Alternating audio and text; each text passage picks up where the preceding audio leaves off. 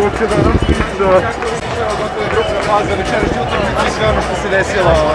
Pa ništa, da, uradili smo ono što smo hteli, bez poraza završili grupnu fazu, završili kao prvoplasirani.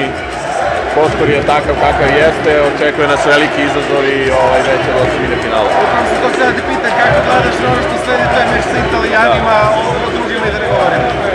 Svaka eliminaciona utakmica je vrlo opasna, posebno da pogledamo ko su potencijalni protivnici. Spremit ćemo se naravno prvo za osminu finala. Imali smo priliku u Hamburgu da igramo protiv Italije, jako kvalitetna ekipa i kažem, čeka nas težak posao u osmini finala. Malo se rasporedati ove povrede, bolesti i sve koje su sad ovo stabilizujemo? Pa i jesmo, mislim da smo i u sve te probleme bili prilično dominantna ekipa kroz ovu grupnu fazu. Svako od utakmica startovali vrlo dobro, koncentrisano i držali rezultat do samog kraja.